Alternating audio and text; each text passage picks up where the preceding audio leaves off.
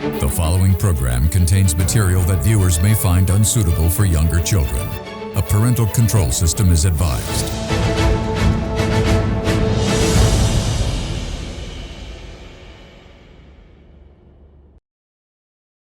The following program contains opinions of the participants and does not reflect the views and beliefs of the Derana Media Network. The network believes in a safe space for all ideas to be expressed and on its duty to create such a platform for free speech. Viewer discretion is strictly advised.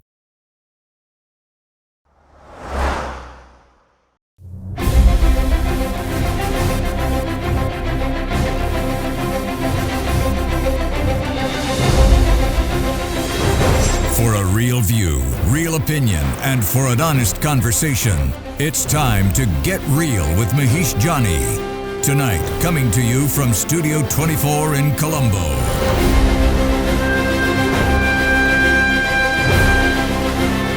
A very good evening, everyone. Welcome to another episode of Get Real, where we talk to notable newsmakers here at home and abroad. Well, we wanted to have a conversation with the current government with regard to the upcoming budget, which is to be presented to Parliament this Friday. But as you can understand, it was not possible for us to do it prior to the budget, mainly because of the fact that apparently the whole government infrastructure that is taking care of our economy and per se the budget is busy, understandably. Anyways, we want to get an idea as to what the government should be doing and the grey areas that is basically impacting our current way of life and how Sri Lanka can go beyond what it has done thus far. And with this new world order where AI is the dominating factor in all industries, where are we in terms of understanding this particular fact and how can we apply it to our economy that would give us a better standing in the global economic stage? So in order to discuss one of the trusted economics professors that I know, that's why Dr. Kenneth De Silva, Global Business Cycle Analyst. Welcome back to the program. Good to see you. Last time I missed you on this program. Was not able to come, but finally we meet. I think at a crucial time also to the country. For sure. Good to be here, Mahieash, and thanks for the invite. No, I mean, I'm always happy to have, which I have told many times, that when I want to understand anything economic, I speak to you because you know how to explain it to the stupid people like me, who does not get these, the whole words and stuff that they use in order to make us feel jumbled and confused, and the everyday Sri Lankan doesn't understand these conversations that occurs in terms of basic economic factors, but they should know that is the most crucial fact.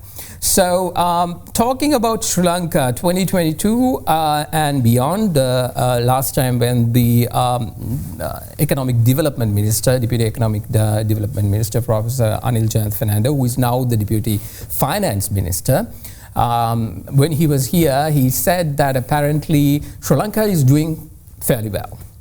There are areas that we need to improve, and that the government is focusing on them, and they are more or less focusing this time around about the policy aspect of it and making sure that the infrastructure based on policy is set first so that we can build on top of that, which is actually a good premise, so to speak.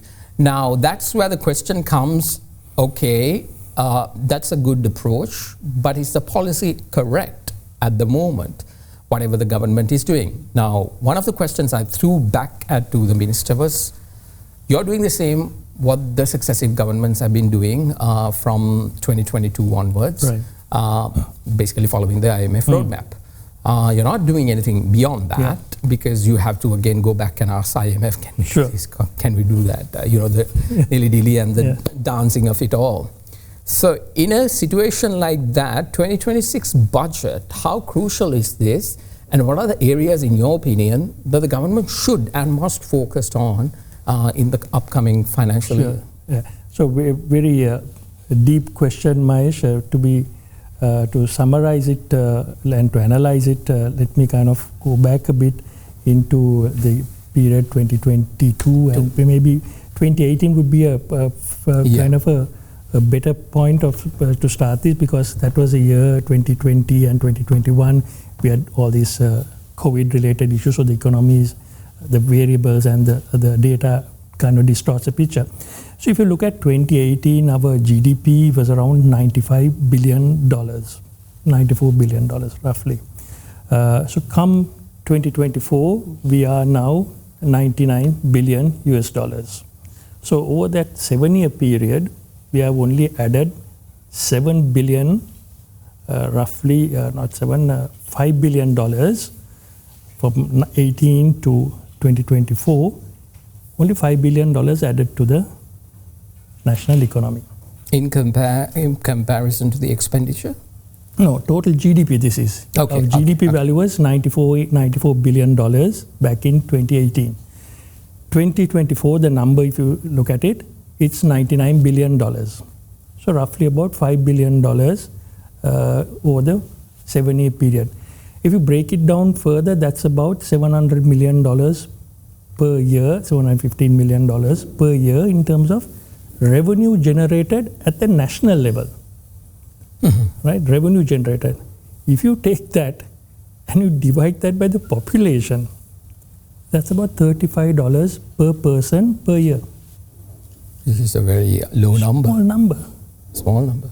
Right? It's about 10,200, 10,300 rupees on current exchange rate. Additional income, because GDP is your income. I always keep saying this, GDP is your top line. So in that 7 years, if you only added $700 million per year, I mean, we have failed. Successive governments have failed. Right? I mean, the livelihoods of people have not increased. So you can see that in the per capita numbers also during that time to where we are. It's a marginal increase. Now, this government, this is the second budget going forward. There again, if you look at it from the framework of the IMF, yes, there is considerable progress. They are on track with their revenue numbers. They are more or less on track with the budget deficit. But the budget deficit has been a discussion we have had multiple times. In 2024, the budget deficit was over 9% of GDP. 2025, it's 6.7 roughly percent of GDP.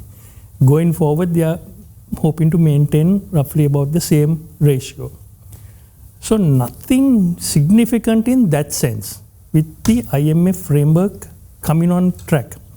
And if you look at the overall, this so-called twin deficit discussion, our current account, that is our external finances, you take the current account deficit also remains negative. So nothing much has happened. Nothing much has happened. So for people to feel some confidence, the status quo is also good. So what you're telling is that in 2018, which was also not a good year for most Sri Lankans because we were taxed heavily at that particular time.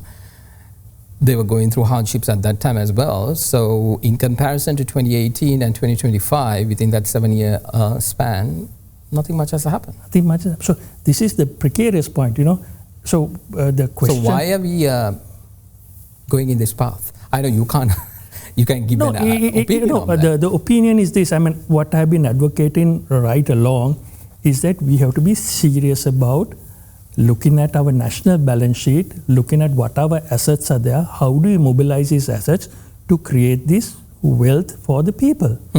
And to do that, you have a leadership that looks at it pragmatically like a corporation.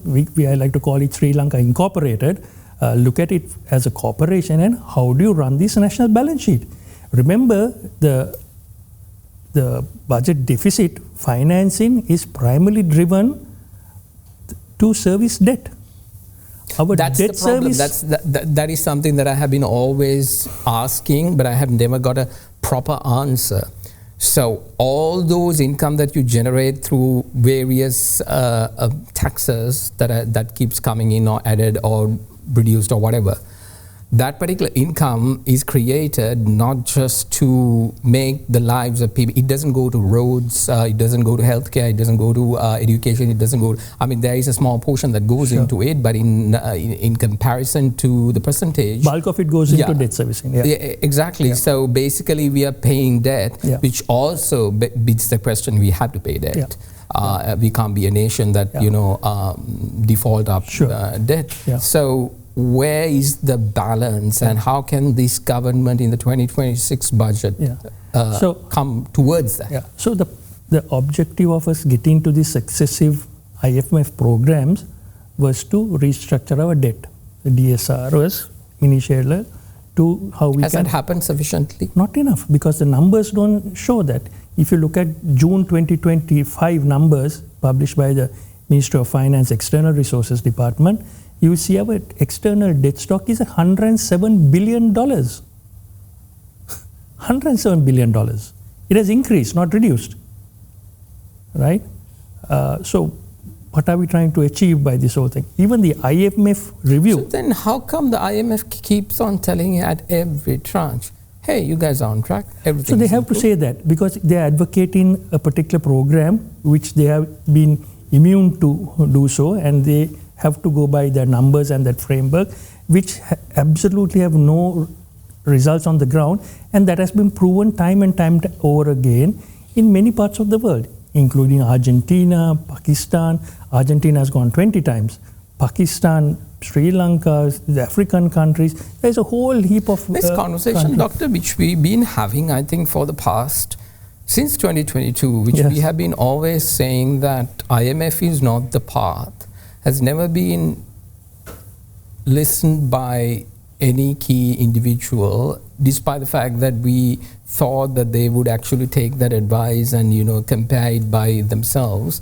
But then apparently they've been bought into this whole, as soon as we follow that particular framework, we are out of this current crisis. According to what you're saying, and I want to know is, are you saying this based on data, or are you just saying it as an ad hoc opinion? Are we not okay? I mean, if you look at the data, I mean, in multiple reports been published on how Africa suffered as a result of the many austerity programs, even Argentina, multiple reports have been written and critiques have written.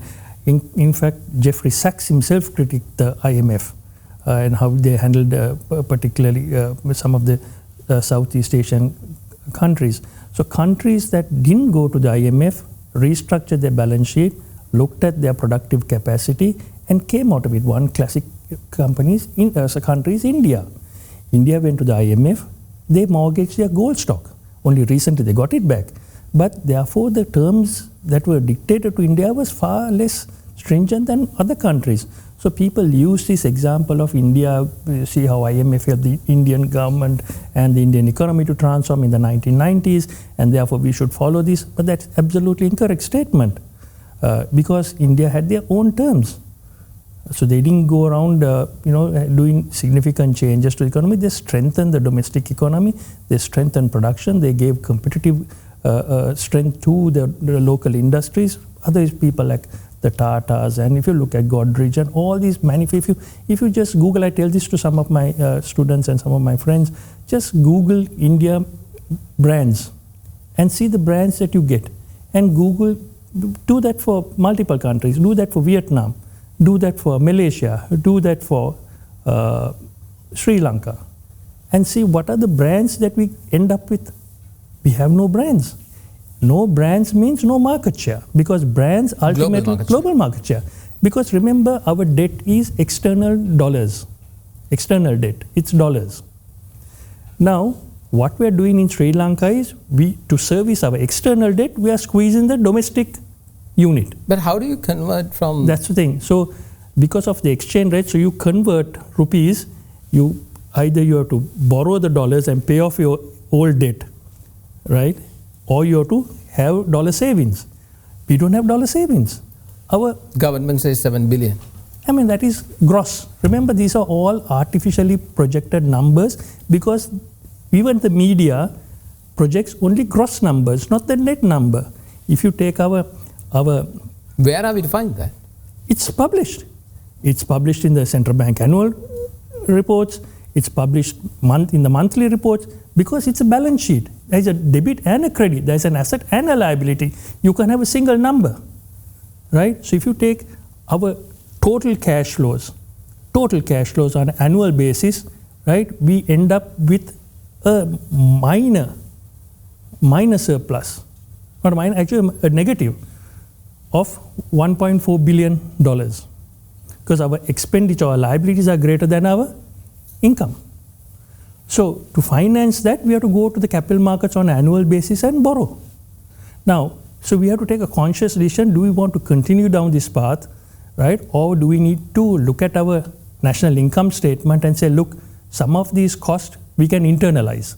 Some of these costs, so there are two ways you can generate revenue. One is you can go out and gain market share with your new product range, push companies out there to compete. For that, there's a different framework that you need to have because you need to support industries. Do we have that right now? No, we don't have. Because our fiscal and monetary policy are restrained, hand in hand. Restrained by the IMF programs, multiple programs. So if you want to give fiscal support to a particular sector, you have to get prior approval because they have got a target that they have to achieve and they're just quite fixed on that. Even though they say they're flexible, it's very hard for an investor to come into Sri Lanka. That's why we are struggling with FDI. If for an investor to come in, there are multiple checklists that they do. One such thing is to see what are the incentives. Incentives, your energy price, and to see your transport, logistics, your rent, all that adds to the cost of production, right? Or the cost of the goods. And then they look at profitability. If you don't have a profitable story and if your net present value is not significant enough to recover your capital investment, they just forget it, right? That's what has happened to Sri Lanka. So we don't have a proper viable profit story because we can't give them incentives. And if you give them incentives, people question it. So the national income statement has to be looked at very carefully. If you look at our national income statement, as I told you, we have got more expenses than revenue. And therefore, on a monthly basis, we have a negative cash flow, right? So, I mean, we need to say, okay, for example, tourism. You know, there is outward tourism close to about $1 billion. So we project gross figures. You're talking about Sri Lankans going abroad? Sri Lanka, yeah, Sri Lankans going abroad. There is a You're talking specifically about the education sector. So if you take our total tourism book, if you take services, primary services, you will find it given in the national accounts. So you take only inward tourism and we project it because we want a feel-good factor saying that there is so much of revenue. Yeah. But when you take the net figure, as I said, I was talking about the net figure. So if you take each line item, there is a debit and a credit. Now we don't look at the liability side of it, right? We have to pay out also. If you take IT also, we have to pay out, right? While we earn, we have to pay out. So we have to take our cash flows and see where do we stand. On average, it's not great. From 2023 to 2025, even if you take now, we are in the same situation. We have not improved it. So this budget has to be focused on how do we increase our external competitiveness. Because is that a feasible feat? It is feasible. I mean, many countries have done that. I mean, it's just that we need to be bold enough. We need to have good vision of a leader. We need to have continuity. With continuity comes consistency. Once we align our program well, a national program, I think we just need to take it to our own hands and drive it. This is exactly what the government keeps saying, that's exactly what they're doing right now. In terms of the policy side of things, do you see a silver lining there? To be honest, I must say there is a very positive rhetoric.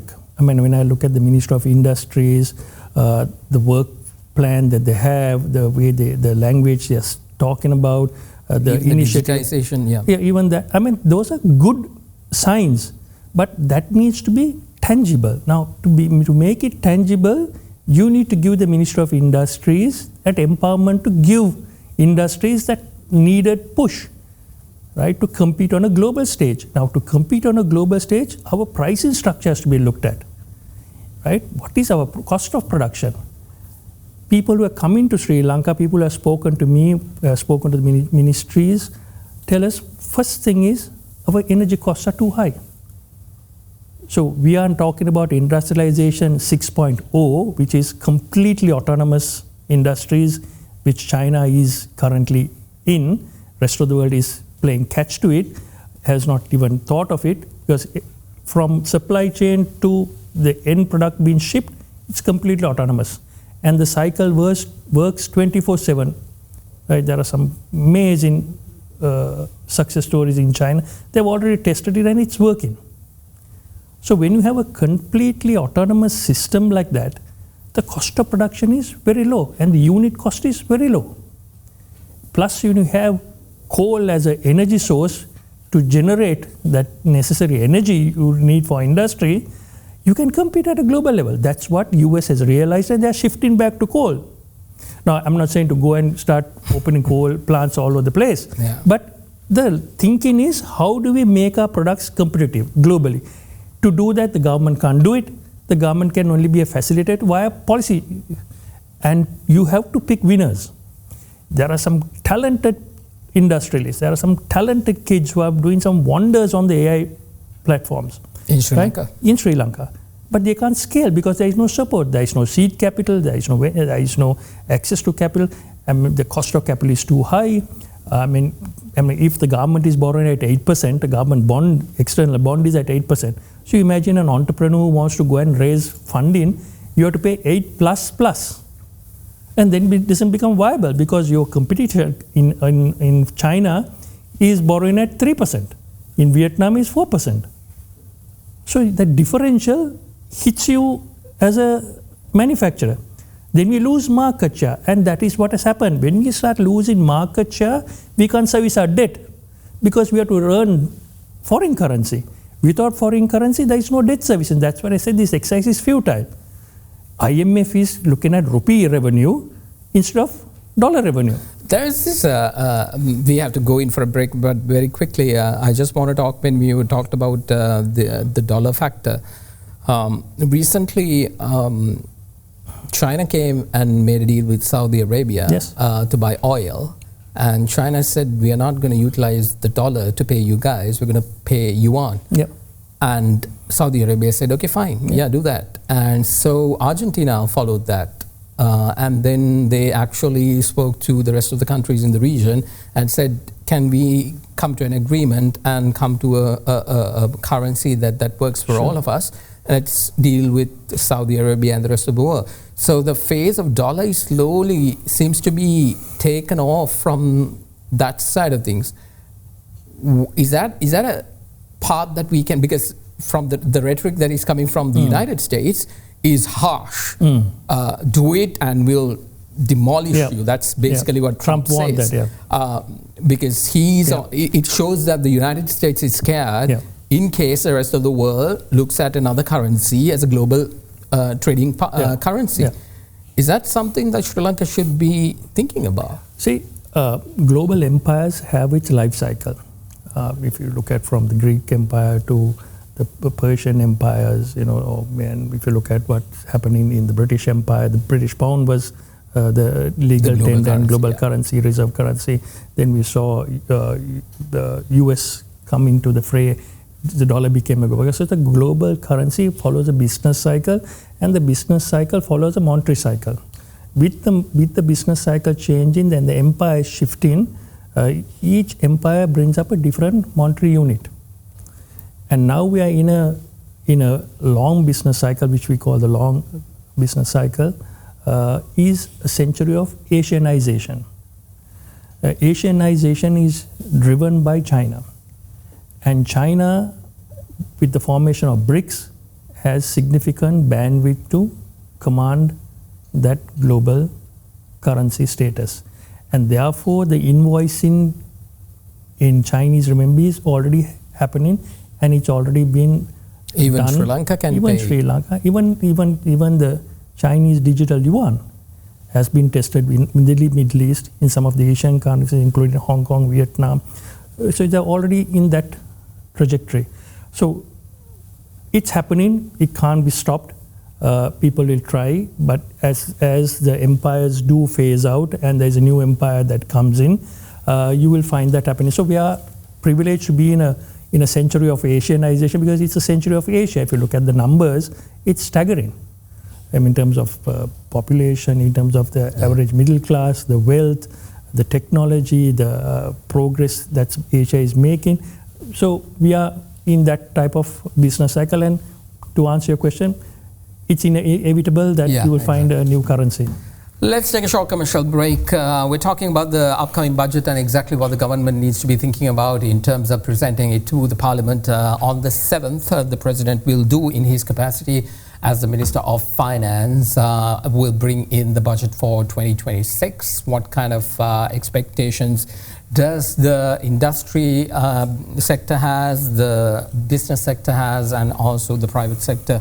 All these areas, they're looking very closely as to what the government is stating, and not only here locally but globally as well, as to what is happening here in Sri Lanka, whether it is going to be a feasible environment for any investors to come into the country. So we'll wait and see for that. We're getting opinions by Dr. Kenneth Silva, who is a business cycle analyst.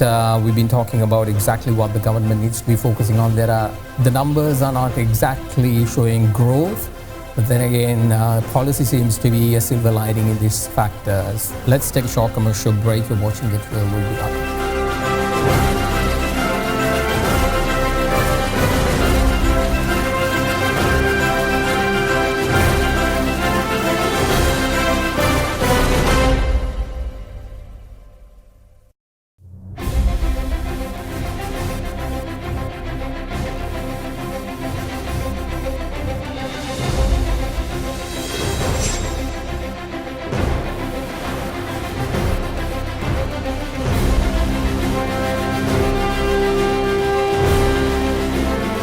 Welcome back, everyone, to Get Real. I'm in conversation with Dr. Kenneth De Silva. He is the business cycle analyst, global business cycle analyst. We've been talking about the 2026 budget. Doctor, let me talk more on this, the budget that we are expecting to be seen on the 7th. Taxes are going to be a key component of this budget, and every sector in the country is looking at, oh my God, do we have to cough off more, or will we get any kind of relief? The corporate sector is looking at that. The everyday Sri Lankan is looking at that. You and me, every single person is looking at what kind of added taxes might come on top of whatever that we are paying right now. Corporates are a little bit scared whether would there be a tax bracket based on income per se, and would that increase to a higher percentage, high income, high taxes? And then there's this conversation about the property tax. I think you mentioned somewhere around in 2027, which is supposed to be kicked in. That is a fearful factor as well, but the finance minister, deputy finance minister says that, well, the explanation is a little bit tricky on that, but there's nothing to worry if you are on the low end of things. But that itself is something that is not promising. So staying with the IMF program, looking at the tax structures, are we heading towards another slap of taxes, or what do you think? Well, I mean, I think the minister said that there are no incremental taxes in this budget, and there isn't too much of a shock, which is a welcome factor. But that statement itself needs to be contextualized in the sense that we are still not out of the woods in our external sector debt servicing. If you take that and if you look at the exchange rate behavior, when the exchange rate starts to move, when the exchange rate depreciates, our debt stock gets revalued and our debt stock increases, right? On top of that, our debt servicing cost also increases. So if the exchange rate moves, because the exchange rate is an anchor in the balance sheet, if that moves, then what the minister says may not be accurate down the line, because we are looking at more liberalization being pushed by the IMF, part of the liberalization program was to ensure that vehicles come in. Now the Which is happening. Yes, the argument to that was, if you need revenue, this is one source that will generate the rupee liquidity or the revenue that is needed to meet the fiscal targets. The flip side is we are losing foreign currency. Now, latest estimates is that the so-called 1 billion vehicle imports have gone to 2 billion. So there is more dollar outflow. Now, plus they are looking at regularizing para-tariffs and making imports more accessible in the context of giving consumer the benefit. Now, if you take the Jan to August consumer good imports compared to 2024, 2025 has increased by 50%. That's a huge number. 2 billion worth of consumer imports have gone to 3 billion. So that means we are going back into our old bad patterns. So this is the point, Mahieash. This is what I'm saying, that it is scary for me to see these numbers. So that's consumer imports. Then vehicle imports is another component. On top of that are fuel imports.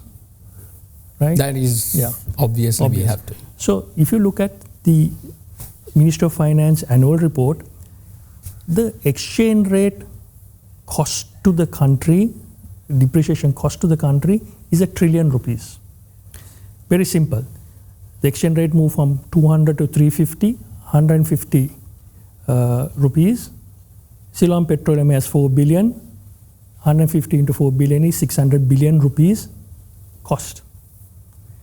CEB has a similar story, another 200 billion. Sri Lankan Airlines, same. In fact, they re-clarified their financial statement saying exchange rate losses have contributed to their increasing losses. Right? So no one takes this into account when they're looking at the national budget. Can I ask you a question before we proceed? You remember the whole conversation about the whole exchange rate thing? And one of the accusations to the SLPP government at that time was like, you guys are artificially holding the rupee, and because of that, the market is reacting very volatilely. And because of that, once you let go of the currency, the market dictated and it shot up to really high prices. Now, is the dollar being decided by the market, or is the central bank intervening? So, central bank does a bit of both. There is a combination of both that is happening. Central bank is a buyer because the economy has contracted, and with the economic contracting, you will find the use of dollars in the banking sector lesser, right? So therefore, central bank has been keeping a kind of a base instead of letting the dollar depreciate and the rupee appreciate, has been supporting the dollar at a particular level. So that is one form of intervention and not letting market forces determine. Otherwise, the rupee would have appreciated to around 150, which would have been better for everyone, right? But the point that I'm trying to make is we mustn't look at the exchange rate as a pure inflation kind of a tool to determine our overall inflation. It's a monetary tool that we use for competition, like what China did, right? Once you got your production capacity and once you got your supply side in the domestic economy sorted out, then you take a conscious decision of where do you want to place the exchange rate. What's the difference of what you just explained and what happened prior to 2022? In 2022, the central bank, I think, ensured that the rupee didn't depreciate, and there's moral persuasion which is used commonly, and they also intervened and sold at one point. That happened in 2015 also, when the bond auction, there was some issue. Central bank intervened and sold about $3.5 billion during that whole period. So in 2022, central bank intervened marginally, but it intervened also because the fact is that we were, at that point, that government took a decision saying if the rupee depreciates, our debt servicing is what was at the focus at that point of view. There will be a significant blowback in that particular quarter, and that was, I think, the messaging that was coming out from the government. You can't depreciate the rupee because the national balance sheet debt is so vast. If you do that, everything else blows out of proportion, and therefore, while but they did it anyway. So when the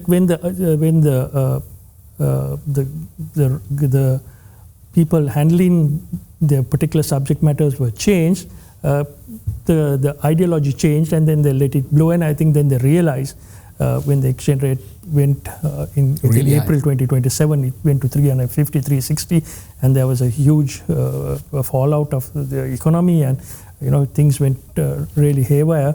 And with that, inflation skyrocketed to 70, interest rates quadrupled almost from 7 to 21%.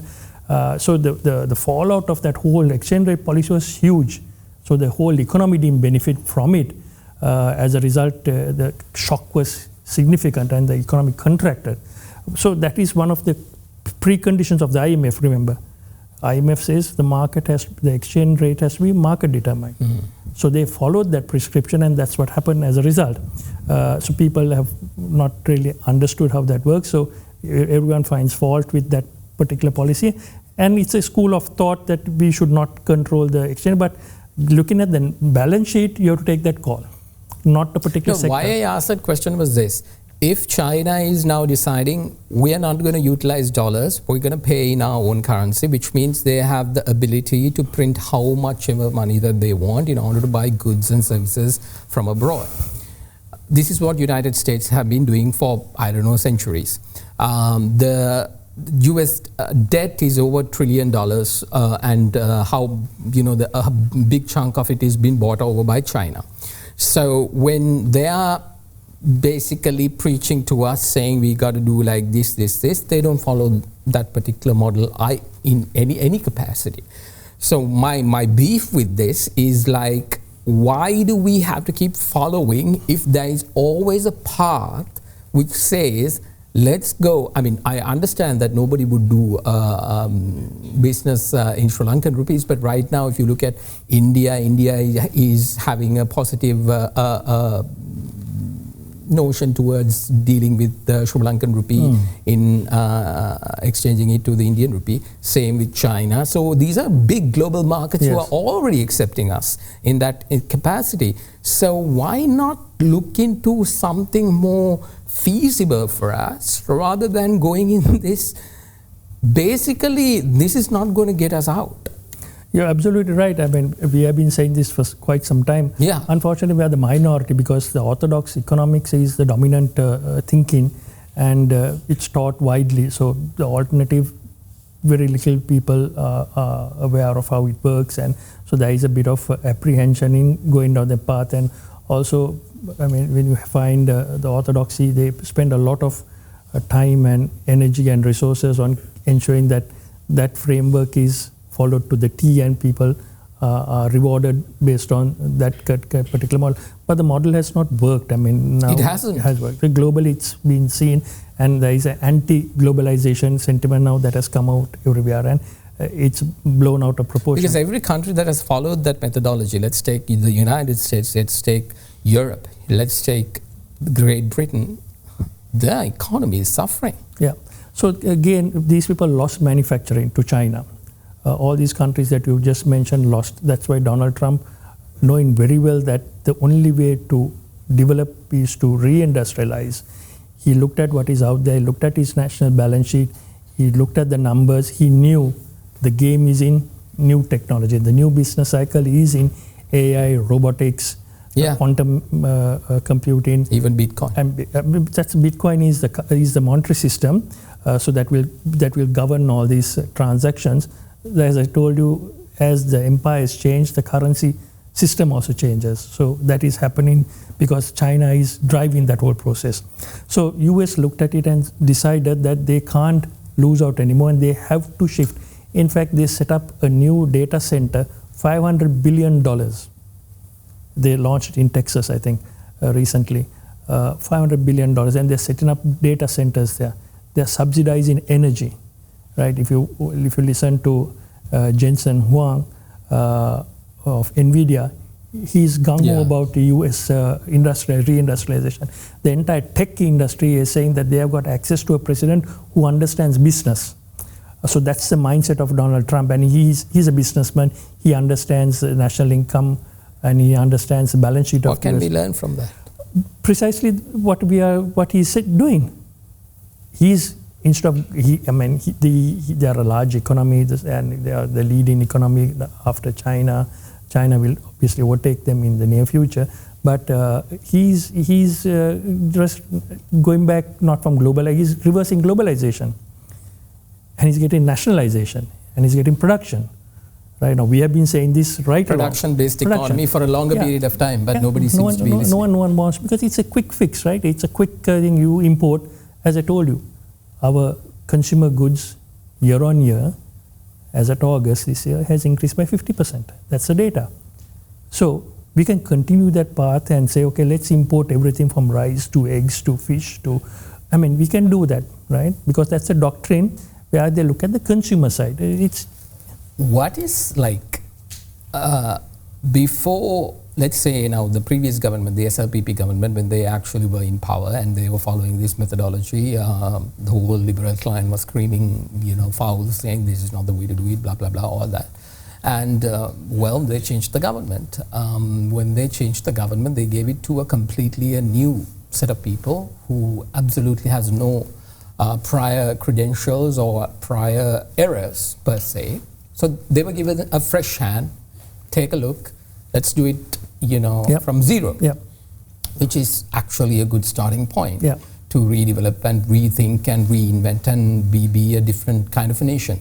But that is not happening right now because we've been again bold and not into this IMF programming. So in a scenario like that, how can we come out of this entire situation and be a very bountiful nation for the rest of because the whole theme of this particular government is called a thriving nation and a beautiful life. How are we to get to that with this economic policy? Huge challenges. Actually, part of this manifesto resonates very well with what we were trying to do, and I actually like this manifesto because it talked about a production economy, how to move. But that has not happened. That hasn't happened because, that's the sad part of it. As I said, it's bits and pieces. So words need to translate into policy action. Otherwise, it's just empty words. And we are quite used to it. Coming back to the previous government that you spoke of, they too didn't have this conviction. It's ultimately the leader's conviction that matters. We have seen that happen in the early 1990s, in the 80s when Premadasa started industrialization. He started aggressive industrialization. Prior to that, I keep saying that Mrs. Bandaranaike started industry, and we did significantly well during that period, the 1965s, right? So we have got two leaders who believed in it, who drove it aggressively, and we have the results of that because capital formation was at the highest during that period, right?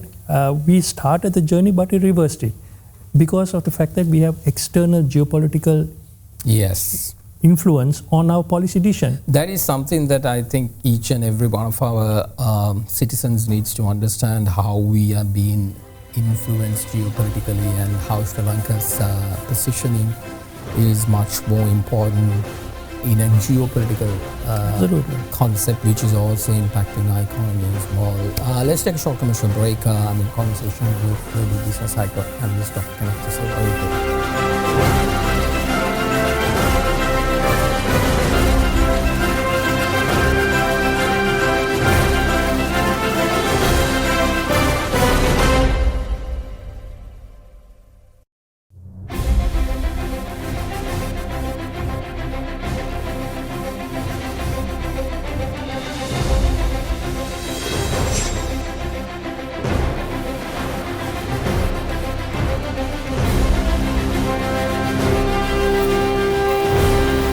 Welcome back, everyone, to Get Real. I'm in conversation with Global Business Cycle analyst Dr. Kenneth De Silva. We've been covering a lot of areas with regard to Sri Lanka's economy and also focusing on what the government needs to focus. with the 2026 budget that is to be presented to Parliament on the 7th by the President himself. Doctor, we have very few minutes to converse in this segment. I want to talk about, like, if by any chance if you have the ability to advise this government going forward in the 2026 financial year for this particular budget, what would you ask them to focus more on? I understand we are stuck in the IMF plan. We've been talking quite some time about it, but let's just say, okay, there is no other way but to go either through it or around it. Based on that, what would you advise this government? Yeah, I mean, it's a conversation that we need to have with the IMF. And I think that's something that people in the policy parlances need to take firm note of and push your national agenda. I can remember in 2009, just after the financial crisis, a similar thing was done with the IMF. But the then government, I think, spoke to the IMF and got the agenda and the priorities changed. Which a lot of countries has done. A lot of countries have tried and done. Some have succeeded, some have not. Some have fallen back to the same plight they were. And maybe we have seen many of these countries that we spoke of, including Sri Lanka, 17 times. But the government has said this is the final time. To give that assurance is something that I still hazy over. Because I said the debt numbers are $107 billion currently. Our external sector is not shaping up well. As I told you, it's about $1.4 billion annually we make net, right? Net from your payments and receipts. That's about $100 million roughly a month. That's your net savings. So in a situation like that, how do we increase that capacity? Is something that we have to come together and say, look, for the country, we have to do this. $1.2 billion is not going to cut it because our debt, which is excluding debt servicing. Once you add debt servicing on top of that, you are in negative. Therefore, the current government has alluded, saying that we have to go back to the capital markets and borrow. So this whole exercise is never going to end. It's never going to end. This whole exercise of debt restructuring, this whole painful adjustment, futile. We have not achieved anything. If you take the IMF numbers themselves, clearly says that. If you take the IMF September review, clearly says that. And they admit that the exchange rate depreciation was a bad mistake. It's a mistake. Now that mistake has ramifications on you and I, our style of living, our cost, our competitive cost, our external competitiveness. But it's a mistake. So we can just forget it. But we can't. That's why I said you need to go back to the IMF and say, look, you had admitted this. Now let us do this. Let's work together. You stay your course. We will do what we have to do to generate external revenue, not rupees. Because 2027 is the target for us to start servicing the external debt. Exactly. Right? Are we there? No, we are not. That's why there is this huge rush to get us up to a single B rating so that we can go to capital markets and start borrowing to pay our debt. So keep increasing our debt portfolio. Right? So, I mean, for me, it is a ridiculous exercise. We have not looked at, again, I keep saying, we have not looked at making companies global brands and companies global in that sense. And to do that, you need both fiscal policy and monetary policy working in tandem, and you need to have full sovereignty over it. You must be able to say, look, XY sector, this is your target. We want you to focus on rubber, agriculture. Now, agriculture, we don't take it too serious. But remember, agriculture, even though it doesn't contribute, it stops the outflow. Because now we are importing eggs, everything, right? From oil. Right now, talking about global brands, isn't Sri Lanka is in a better footing? Because in comparison to the region, if you take Nepal, if you take Bangladesh, all these countries have basically their structures have evaporated due to the current crises that they went through. And because of that, their upper hand, let's say for Bangladesh, textile, Nepal, certain other sectors, no longer there. Correct. No, this is exactly how you look at it from a global macro point of view, because as I said, if you take Sri Lanka as a company, Sri Lanka Inc., then we have to look at, okay, how do we capture that market share, right? But Bangladesh has bounced back, right? That's the part. That's the problem. So we have missed that opportunity. In the financial crisis, there was huge opportunity during COVID, because companies like Victoria's Secret declared Chapter 11 bankruptcy. It was up for grabs. If the government was bold enough, we could have, I mean, these are theoretical and sometimes maybe sounding, but you could have gained the brand, you could have gained market share, and you got access to market share because the supply chain is from Sri Lanka. So you've got the entire the front end and the back end fully integrated, right? We would have supplied, or if we bought those 500 odd outlets that was up for grabs, we would have had a distribution network immediately available for us, instead of now selling it to someone else who puts it in the store of Victoria's Secret, and that. So that thinking has to come through, and we, as a country, we don't see that. So we are happy growing, at 3% and not challenging the status quo, because 3% won't cut it. So a lot of things won't cut it, Doctor, at this rate. We really need to rethink our entire structure, economic structure, and hopefully to get our bearings back so that we can fight better in the global stage. Well, that's all the time we have for you tonight. Sorry to say, Doctor, because this is a conversation, I think last time when we had that live debate with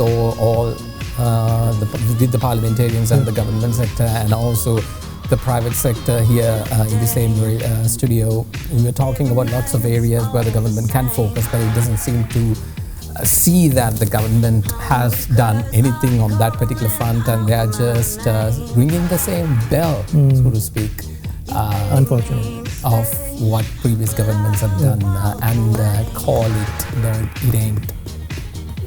It is a different tune, is what they're saying, but we see the same dance. Anyways, Dr. Kenneth De Silva, Global Business Cycle Analyst, thank you very much. Pleasure. Thank you, Mahieash. Thank you. Well, that's all the time we have for you tonight. Thank you very much for joining us. We'll be back again next week to talk to you about the budget, and also how it has, whatever the proposals that the President might present on the 7th, how will it impact the upcoming financial year. Thank you very much for watching. Have a good night. We'll see you next week. See you. Bye.